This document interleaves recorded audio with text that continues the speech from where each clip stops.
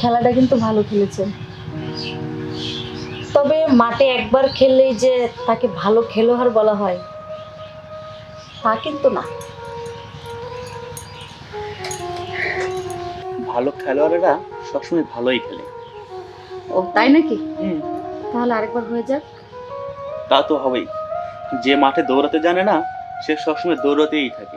সেটা সময় হলে বোঝা যাবে, চলেন। ঠিক আছে, দৌড়টা আবার শুরু করে দিতে হবে।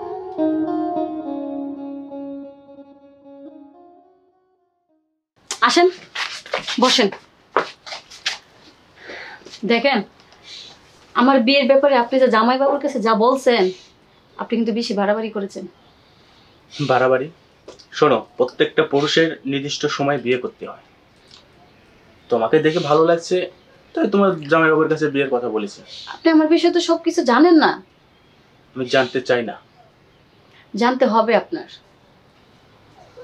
কি জানতে হবে? জানার প্রয়োজন নেই। আপনাকে জানতে হবে। আপনি আমাকে বিয়ে করবেন, আমার বিষয়ে অবশ্যই আপনার জানা দরকার। ঠিক আছে, বলেন আপনি কি বলতে চান। দেখেন, আপনি তো আমার বিষয়ে কিছু জানেন না, তা আমি বলি শুনুন। আপনি কিন্তু আমার চতুর্থ হাজবেন্ড হবে। চতুর্থ হাজবেন্ড? হ্যাঁ। তার মানে এর আগে তোমার 3টা জামাই ছিল? হ্যাঁ, এর আগে 3টে বিয়ে হয়েছিল আমার। আচ্ছা, তো এরা কি কারণে চলে গেল? শুনবেন? তাহলে শোনেন।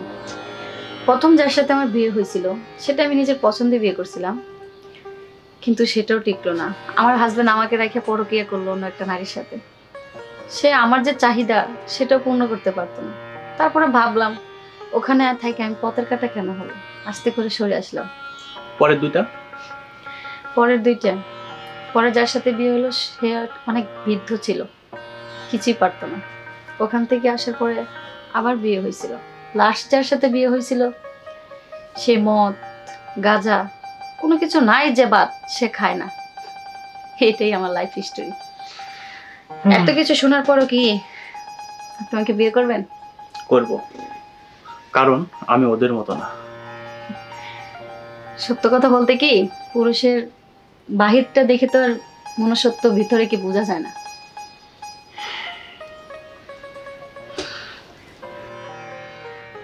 বুঝতে পারছি ওই সমস্যাগুলো আপনার ভিতরেও আছে। দেখেন, আমি ওই সমস্যা আর পড়তে চাই না, আমি মুক্তি চাই আপনার কাছ থেকে। দেখুন, আমি কাপুরুষ না। সন্ধ্যা সবকিছু রেডি করে আজকে আমরা বিয়ে করব, আপনি রেডি থাকেন। দেখেন, আমি আপনাকে আবারও বলতেছি, কাজটা কিন্তু ভালো করতেছেন না। তাছাড়া আমি বারবার ঠকতে চাই না।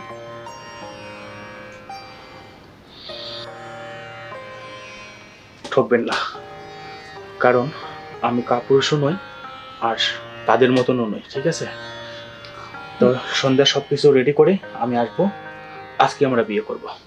দেখেন, আমি যদি আমার অধিকার ঠিক মতো না পাই আমি কিন্তু আদায় করে নিব, আর আপনি যদি তাতে ব্যর্থ হন সুদে আসলে কিন্তু আপনাকে ক্ষতিপূরণ দিতে হবে।